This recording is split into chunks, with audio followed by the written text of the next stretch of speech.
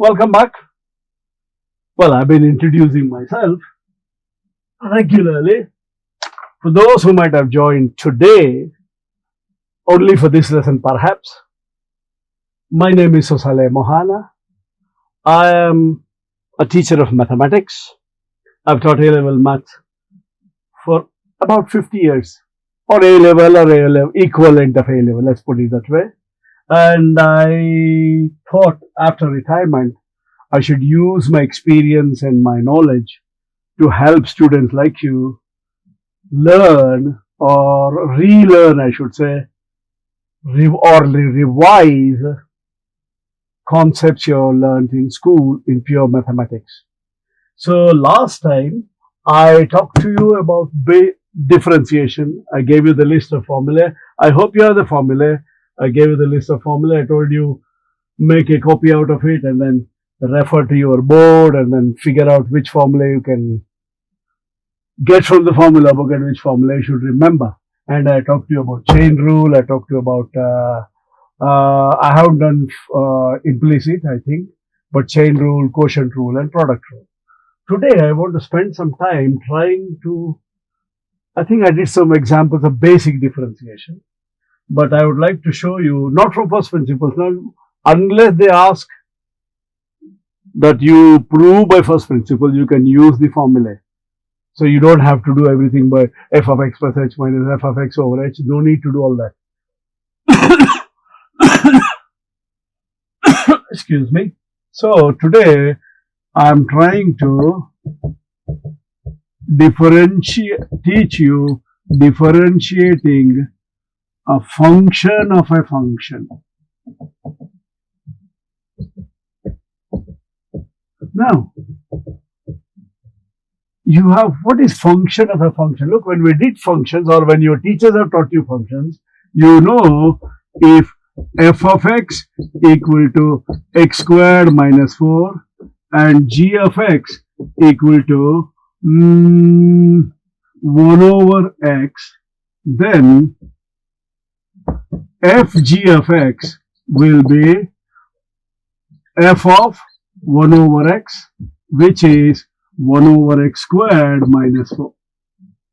Gf of x is g of x squared minus 4, which is 1 over x squared minus 4.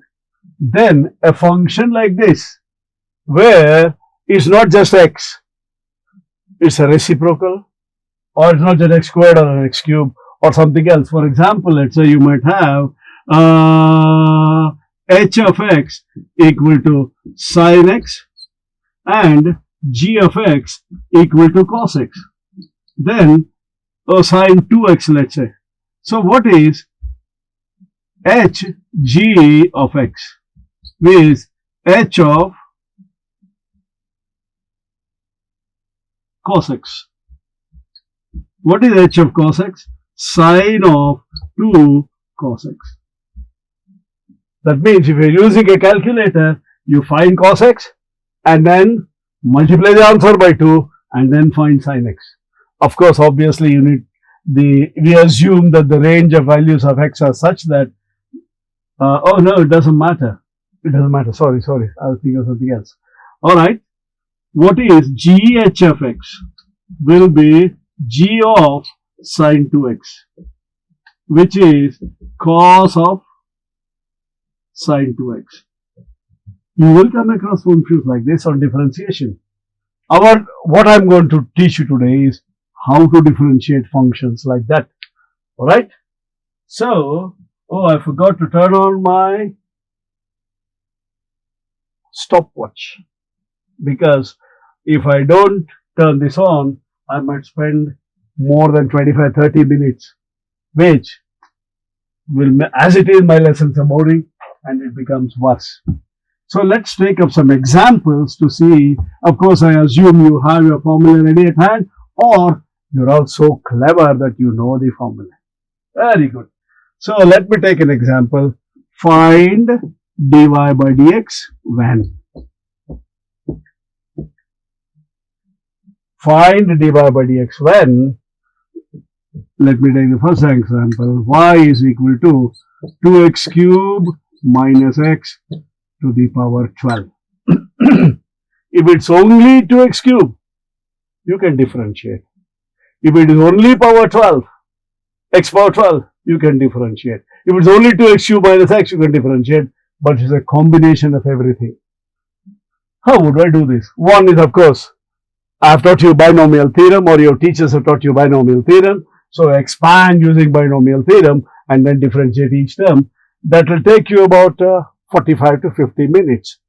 And this is only part A of a question. Alright? What would be the easier way? Then we use what's called chain rule, which is in the formula book. So look, you find the function and then raise it to the power 12. So we are raising some function to the power 12. And that function is 2x cube minus x. Y is a function of u, so I can find dy by du. dy by du is 12 u power 11.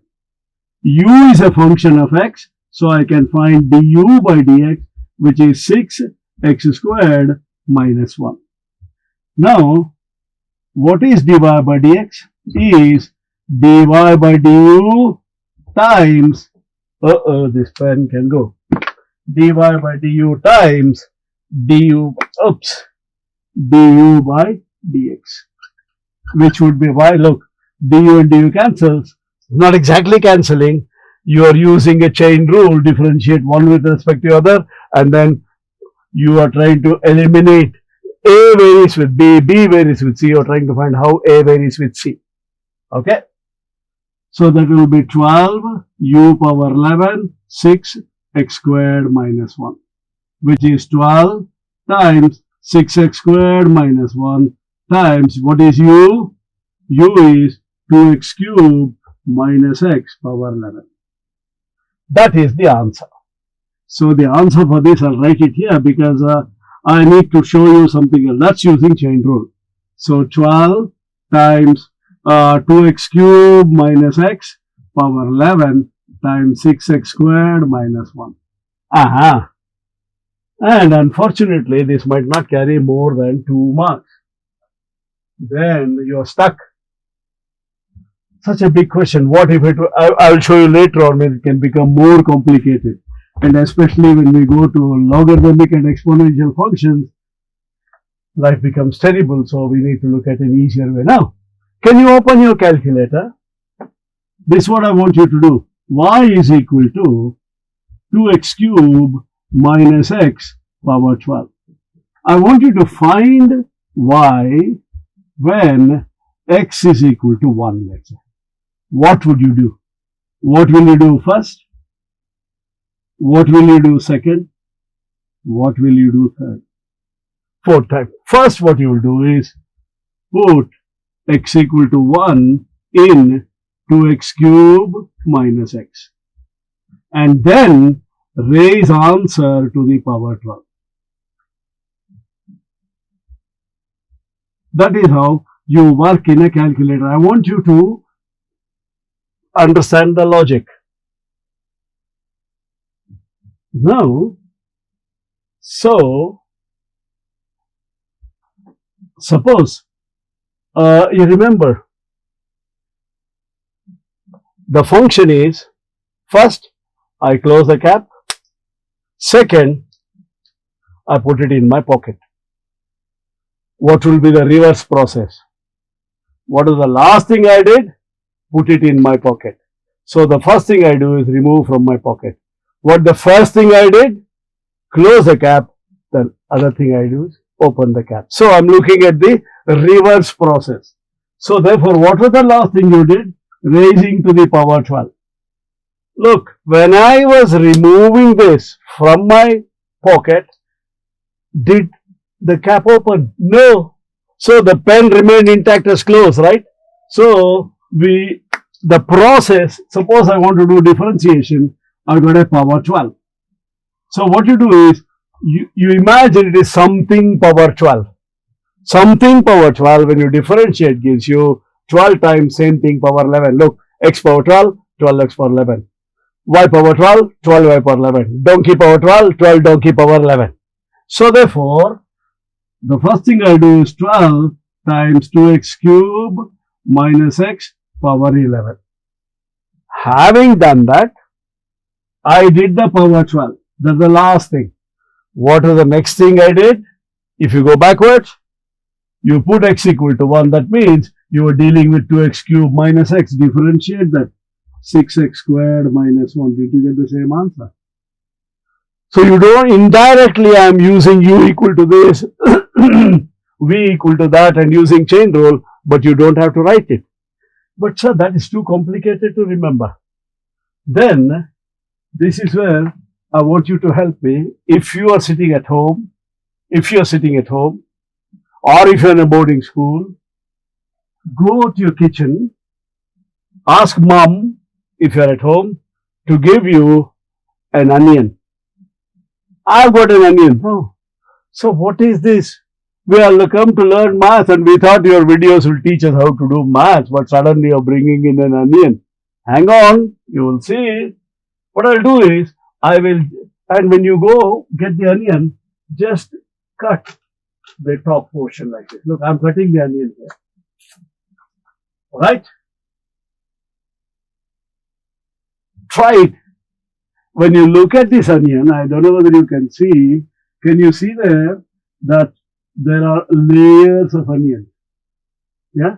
There's one outer layer, then inner layer, then inside that there are 2 or 3 segments as well. And you can't, the analogy is with the onion because let's assume for a moment this one is an onion. How many layers would it have? It should have 2 layers. The outer layer is a power 12, the inner layer is a power 2x cube minus x. You understand the analogy? The outer layer is a power 12 and the inner layer is 2x cube minus x power 12. Yeah? Good? Suppose I want to peel the onion. Will you start peeling from inside? I don't want to cut. I want to peel. How would you peel it? Look, you don't start from the inner layer. You're peeling the outer layer. Can you see me peeling the outer layer? Look, I'm peeling the outer layer. Of course, your eyes are going to water if you're not used to it, even if you're used to it. But I think it's worth the tears to learn an easy method. So I have peeled the outer layer. Remember, when I'm peeling the outer layer, the inner layer is intact. Yeah? Now, let's assume for a moment this is the function. So this is the outer layer. Can you see? Power 12 is the outer layer. So when I'm peeling that power 12, the inner layer, which is 2x cube minus x, remains intact. Meaning, let's assume peeling is differentiation. That means when I'm differentiating the power 12, the inside one is not affected. So anything power 12 gives you 12 times the same thing power 11. Yeah? What was in the inner layer? 2x cube minus x. So that remains there. Only the power 12, so I have removed one layer. Now, I want to peel the next layer. You peel the onion until there is no more left. So, I have to peel the next layer. When I peel the next layer, fortunately, of course, if it had more layers, they would remain the same, but it has less layers here. So, I differentiate that, I get 6x squared minus 1. You don't have to write u, v, w, x, y, z. You can use the method of onions. In other words, please don't carry an onion to the examination hall. Mentally imagine you're peeling an onion. The only thing you'll have to recognize is what are the layers. I'll take another example to show you, if I can. Let me take a more complicated example. Y equal to 3 cos squared sine 2x minus 1 plus sec cube x. Ooh! I'm just trying to show you, of course, look, if you were to do it normally, sine of 2x minus y is equal to 3u squared, u equal to cos of sine 2x minus 1. And then you call v is equal to sine 2x minus 1. So let me just show you. To do this, first I need to differentiate that, right? The one rule you always want you to remember is, please put the powers outside so that you don't go wrong. I'll tell you why. Why should we write like that, sir?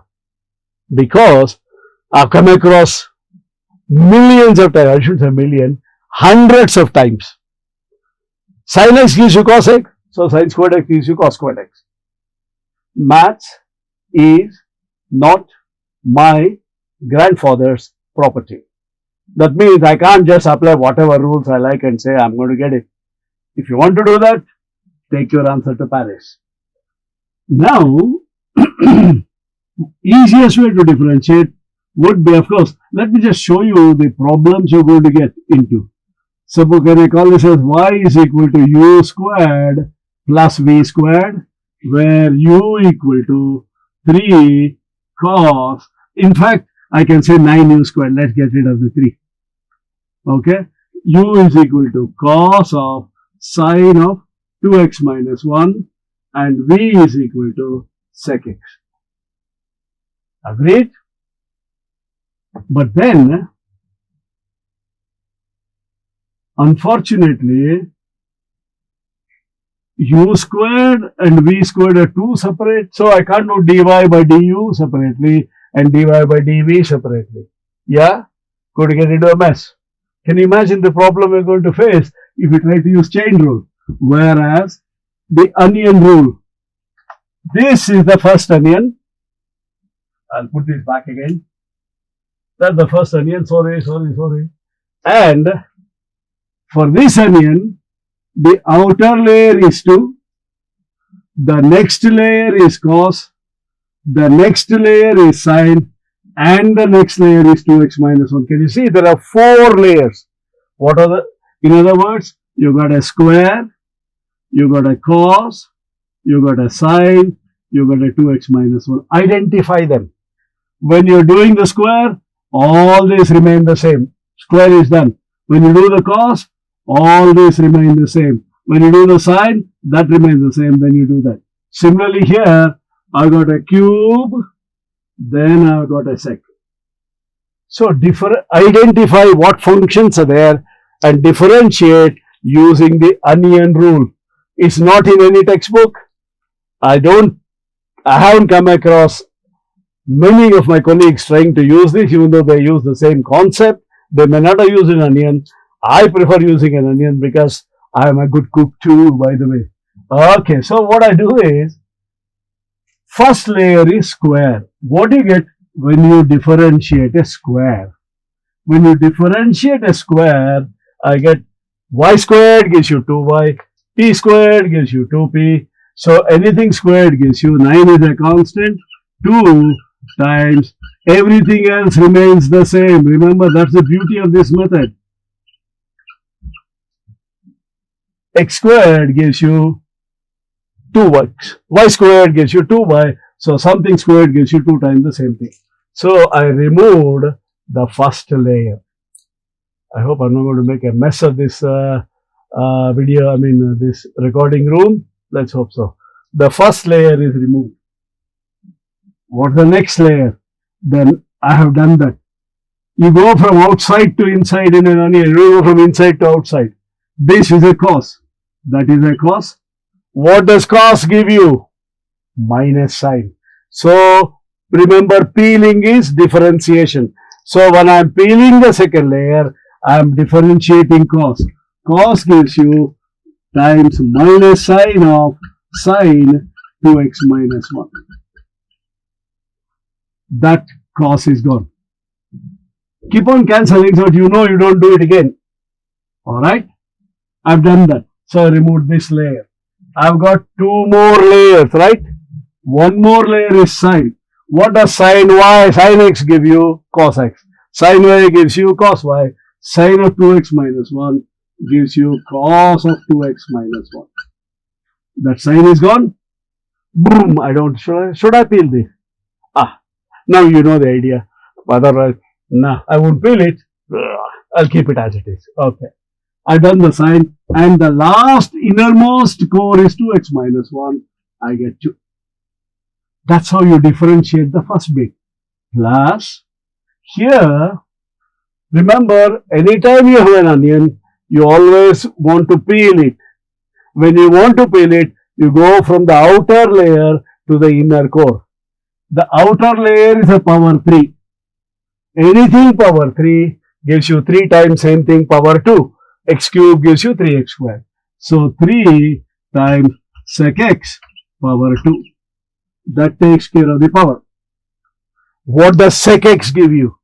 Sec gives you the inner layer, inner core is sec. Sec gives you sec tan. Leave it like that. I took a very complicated example just to show you how you need to go step by step. Alright? I think I have reached the limit, but I'll just do one example and stop it because I don't want to go over this again. I'll tell you what happened, funny bit. When I recorded this earlier, suddenly the company next door started doing some repairs.